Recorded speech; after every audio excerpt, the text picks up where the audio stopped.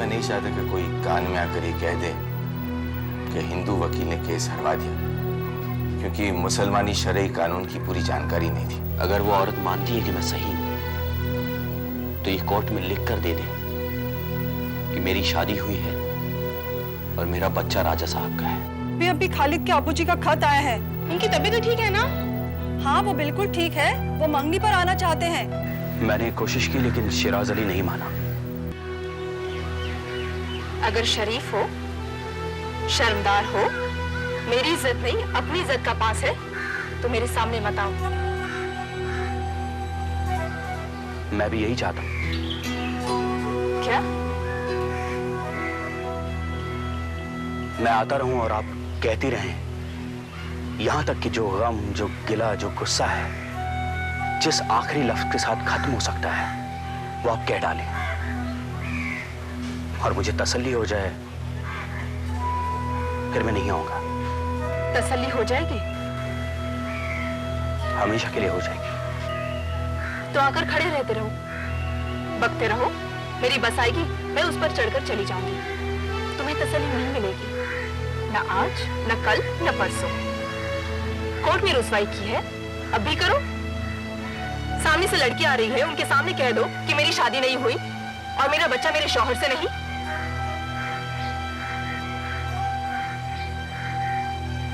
मेरे हाथों में ये किताबें हैं।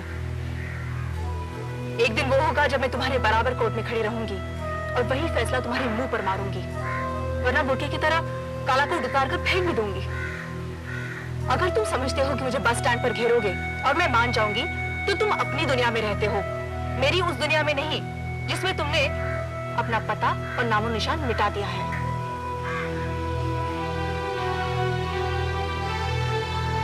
I'm sorry.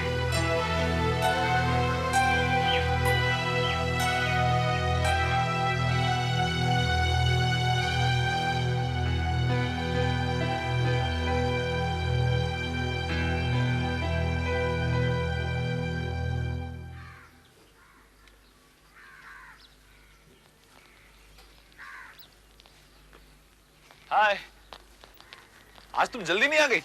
हाँ, मैं जल्दी आ गई। तुम वक्त पर ही आए। अच्छा चलो चलते हैं। कहाँ? तुम्हारे घर। मैं परसों जा रही हूँ ना। हाँ, लेकिन मेरे घर क्यों? वो लोग मुझे देख लें, मैं अपने आप को उन्हें दिखाना चाहती हूँ इसलिए। अरे अभी जल्दी क्या है? शादी करनी है ये बात तय है या कोई डाउट है? बिल्कुल नहीं। तो फिर ले चलो।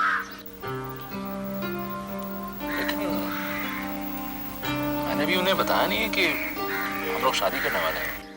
ये बात शादी की है ही नहीं। तो फिर क्या बात है? मैं चाहती हूँ वो लोग मुझे देख लें और मैं भी उन्हें देख लूं, ताकि जब शादी की बात आए तो उनके सामने मेरा चेहरा आ जाए, एक अच्छी निभाने वाली लड़की का। लेकिन मैंने उन्हें ये भी तो नहीं बताया कि तुम मेरे साथ आने वाली हो। उल्टा उल्टा कर पड़ा होगा मैंने। मुझे ऐसे ही हालत में देखना है। अब मैं भी तो सीधे साधे कपड़े में आई हूँ, मैं कौन सी तैयार होकर आई? मैं चाहती हूँ वो लोग मुझे मेरे असली रूप में स्वीकार करें। मैं चाहती हूँ मेरी आंखें उस घर को उसके असली रूप में देखने की आदी हो जाए। लेकिन मैं नहीं चाहती कि शादी के बाद मुझे वो घर गंदा या मामूली लगे। मैं चाहती हूँ वो लोग मुझे स्वीकार लें। तुम्हारे माता पिता, तुम्हारे भाई बहन जिस रूप में रहते हैं, मैं उस रूप में उनका आदर करना चाहती हूँ। मत बताना ना कि मैं कस्टम्स ऑफिसर हूँ। मत बताना कि मैं एक बड़े बाप की बेटी हूँ। कह देना तुम्हारे साथ यूनियन में थी, तुम्हारी सेक्रेटरी। कभी-कभी कैसे डिसीजंस लेती हो तुम? बिल्कुल सही डिसीजंस लेती हूँ मैं। अपने घर में मुझे शांति नहीं मिली। शादी के बाद तुम्हारे साथ शांति से रहना चाहती हूँ, इसलिए ये बहुत जरूरी है। मुझे अपने घर ले चलो प्लीज। अच्छा मेरी जिद्दी सेक्रेटरी, चलिए। चलिए। आउच। पेपर कहाँ से लेकर आई? उठाना नहीं, पार गंदा करोगी।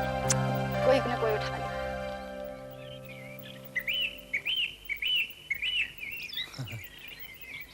माँ, कहाँ हो? अरे क्यों चिल्ला रहे हो?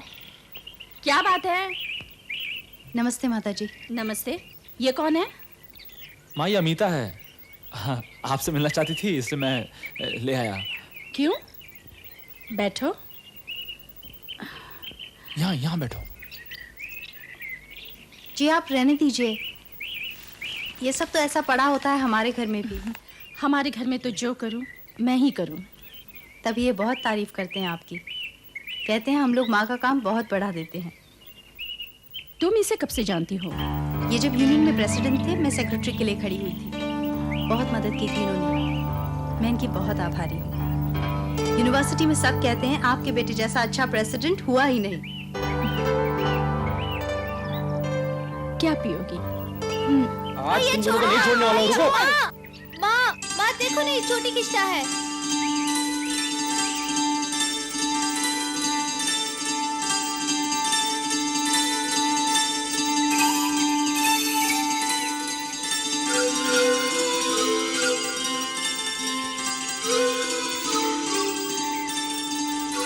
ये मेरी बहनें हैं। छोटी हैं। शीला और मीता। ये छोटा भाई है। ये अमीता है। जब मैं प्रेसिडेंट था कॉलेज में तो ये सेक्रेटरी थी। आप वही है ना जिन्होंने गवाही दी थी वो सविता वाले केस में? हाँ वही वही। इन्होंने गाइडेंस दिया था, मैंने तो बस फॉलो किया था। अच्छा, तो भैया आपने गाइडेंस दिया था? हाँ हाँ। तो अब यहाँ क्या कर रहे हैं? हमारे साथ अंदर चलिए। Come on, get up. चलो। वेलकम।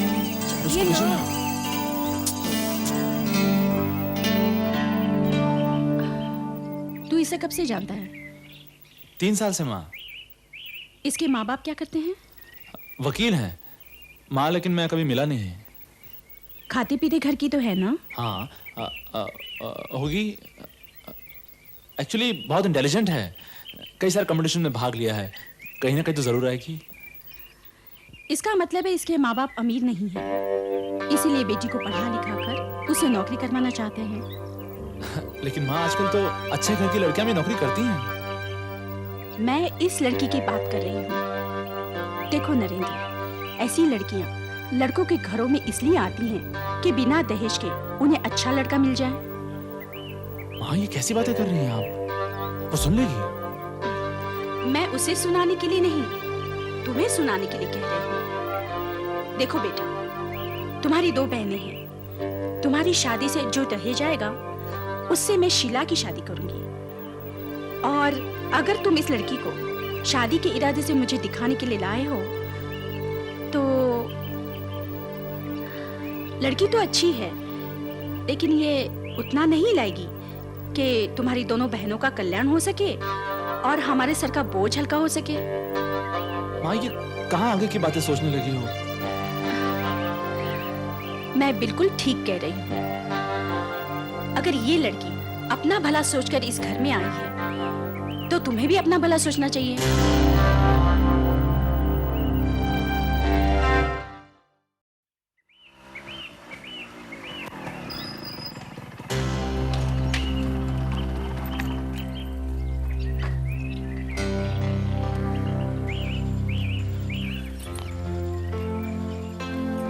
ये तुम्हें वहां जाकर अचानक क्या हो गया था? मेरी माताजी के साथ बैठने की बजाय तुम मेरी बहनों के साथ बैठी हुई थी। अब मैं क्या करती, वो मुझे छोड़ ही नहीं रही थी। क्यों? अचानक तुम में उन्हें इतनी दिलचस्पी कैसे पैदा हो गई? जवान लड़कियां सूंघ लेती हैं कि उनके भाई के साथ जो लड़की आई है वो क्यों आई है, और फिर आर्कियोलॉजिकल सर्वे ऑफ इंडिया के एक्सकवेटर्स की तरह खुदाई शुरू कर देती हैं मोहनजोदारो की। आपके घर में कौन कौन है? आप शादी कब करेंगी? आप भैया को कब से जानती हैं? आप शादी अपनी मर्जी से करेंगी या अपने माँ बाप की मर्जी से करेंगी? इसलिए मैंने तुम्हें कहा था कि अभी तुम मेरे घर में मत चलो। क्या हुआ? हुआ क्या? माँ ने भी शादी की बात छेड़ी और मुझे वार्न किया उन्होंने। ये लड़की ले उड़ेगी, बच कर रहना। शादी ऐसी लड़की से करना ताकि जो 2 लड़कियां घर में बैठी हैं उनमें से एक की तो नैया पार हो जाए।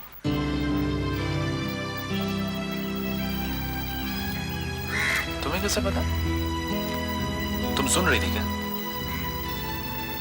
तुम्हारे चेहरे से साफ नजर आता है। नेचर ने चेहरे को एक कंप्यूटर स्क्रीन जैसे बनाया है। जो दिल में होता है वो नजर आता है चेहरे पर। मैंने तो बस रिकन्फर्म किया। क्या? तुम्हारे घर की कहानी एक मिडिल क्लास परिवार की कहानी है। बेटा लॉटरी की टिकट है, बेटियां कर्ज का प्रोनोट। बेटे की शादी में लो, बेटियों की शादी में दो। और अगर कम पड़े तो गन्ने का रस निकालने वालों की तरह बहू को पेलो और बेटों को तंग करो।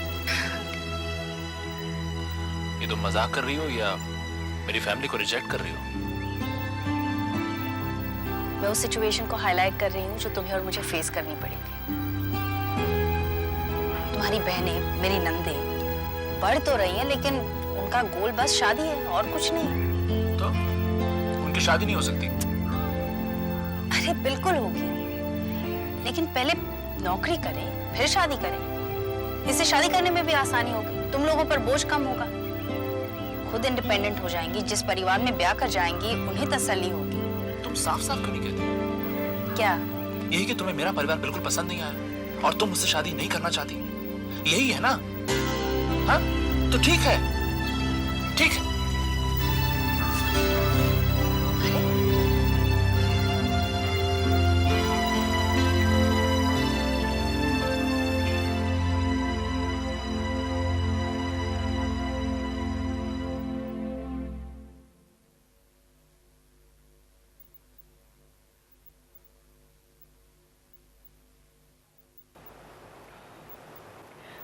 एक बात बता, तुझे अभी से नरेंद्र जी के घर जाकर ये सारी बातें उठाने की क्या जरूरत थी? तू मामला सुलझा रही है या उलझा रही है? अपने प्यार को बचा रही हूँ जो नरेंद्र है। अरे उसके घर में बहुत सारी प्रॉब्लम्स हैं शमा। अगर अभी से वो अवेयर नहीं हो गया तो शादी के बाद, मेरी शादी के वक्त, उसकी बहनों की शादी के वक्त बहुत प्रॉब्लम खड़ी हो जाएगी। दहेज को लेकर? हाँ शमा, तुझे पता है नरेंद्र के घर में वो कॉन्सेप्ट ही नहीं है जो अब बाकी घरों में आ गया है कि पढ़ने लिखने से एनरिचमेंट तो होता ही है, लेकिन एम्पावरमेंट के लिए बहुत जरूरी है कि पढ़ लिख कर कोई कुछ बन जाए, अपने पैरों पर खड़ा हो जाए। और उसके लिए तूने अभी से शोर मचाना शुरू कर दिया। मैं शोर नहीं मचाऊंगी तो फिर उसकी बहनें पढ़ लिख कर घर में बैठी रहेंगी। उन्हें पता चल जाएगा कि मैं अफसर हूँ, तो उनकी शादी के दहेज के पैसे हम दोनों से लिए जाएंगे। तू समझती नहीं कि इससे नरेंद्र नाराज हो जाएगा जैसे आज हो गया है? अगर सेंसिबल है, मुझसे प्यार करता है तो नहीं होगा। तू अपनी बात लेना। जीजा जी की मौत के बाद मैंने तुझसे कहा पढ़, तूने पढ़ना शुरू कर दिया। लॉ पढ़ रही है, वकील बन जाएगी। तेरी प्रॉब्लम्स दूर नहीं हुई तो कम तो हो ही जाएंगी। नरेंद्र ऐसा क्यों नहीं कर सकता? हर आदमी के लिए ये चीजें इतनी आसान नहीं जितनी तेरे लिए हैं। मेरे लिए चीजें आसान नहीं है शमा। मैं अपने लिए चीजें आसान बनाने की कोशिश कर रही हूँ। शमा, अगर नरेंद्र ने चीजें आसान नहीं बनाई तो शादी तो हो जाएगी, लेकिन इतनी टेंशन्स खड़ी हो जाएंगी शादी के बाद जो मैं अवॉइड करना चाहती हूँ। वो कहावत है ना, a stitch in time saves nine।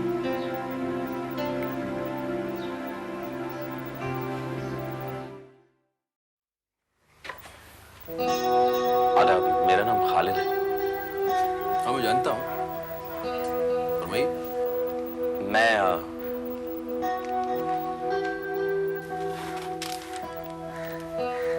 आइए तशरीफ लाइए।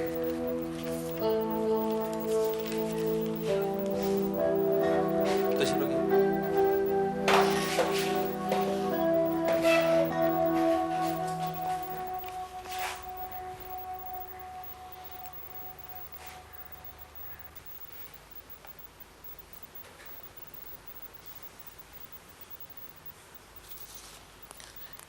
ये सब आपको लिखने की जरूरत क्या थी? आप ज़बानी भी तो कह सकते थे। कुछ बातें ज़बानी नहीं कही जा सकती, और मैं तो झूठा पड़ चुका हूं। आप लोगों ने मुझे वो सब कुछ कहते हुए सुना है जिसके बाद कोई तरीका नहीं है जिससे मैं कहूं और वो सही लगे। आपने मुझे क्यों चुना? आप शायर हैं, मालूम हुआ कि आपने मोहब्बत की शादी की है, उस घर के बड़े हैं, और इतने बड़े भी नहीं हैं कि कॉलेज के लड़के का पागलपन और एक नौजवान वकील के पिता भी ना समझ सके, जिसने अपने पहले ही केस में अपने पेशे के तमाम ओछे हथियार इस्तेमाल करके अपने आप को बुलंदियों पर ले जाना चाहा।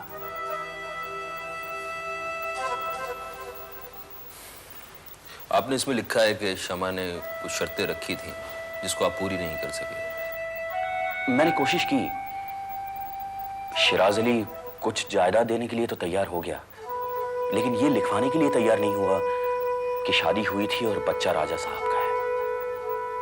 उसे डर है कि बच्चा बड़ा होने पर वारिस होने का दावा करेगा। बताइए मैं क्या करूं? भूल जाइए, आपने ऐसा तो कुछ नहीं किया जो और वकील नहीं करते हैं। मैं वकील नहीं हूं, मैं अभी वही हूं जिससे देखा ना गया कि वो चप्पल हाथ में लेकर नंगे पांव पैदल कॉलेज चली जाए। अब क्या वो चप्पल गड़वाने का इरादा है? जी नहीं, कुछ नहीं। तो मुझसे क्या चाहते हैं? मैं क्या कर सकता हूं? आप उनसे कहिए कि ठंडे दिल से मेरी बात सुन लें। मैं वो सब कुछ करने के लिए तैयार हूं जिससे उन्हें वो इज्जत वापस मिल जाए जिसे अनजाने में मैंने दागदार किया है। वो मुझे माफ कर दें। मैं अगर यही बात शमा से लिखवा कर दे दूं? मैं अपने कानों से सुनना चाहता हूं। क्या वो निगाहें देखना चाहते हैं जो 2 साल पहले कॉलेज में देखी थी? मैं वो निगाह नहीं देखना चाहता जो आज उनकी आंखों में है। अकेले में शमा से मिलना चाहते हैं? जी हाँ। कुछ मिलेगा? मुझे लगता है कि जो मैंने कहा वो सही तरीके से नहीं कहा, और ये बात मैंने उनके घर कर सकता हूं, न कॉलेज कह सकता हूं, न सड़क पर कह सकता हूं। इंसान अपने मन की बात तभी कह सकता है जब और कोई ना हो, बस कहने वाला हो और वो हो जिसे कहा जा रहा है। एक चीज और चाहिए, हवा। हवा ना हो तो एक का कहा हुआ दूसरे तक पहुंचता नहीं है। वो हवा आप बन जाइए कि मेरी आवाज उन तक पहुंच जाए।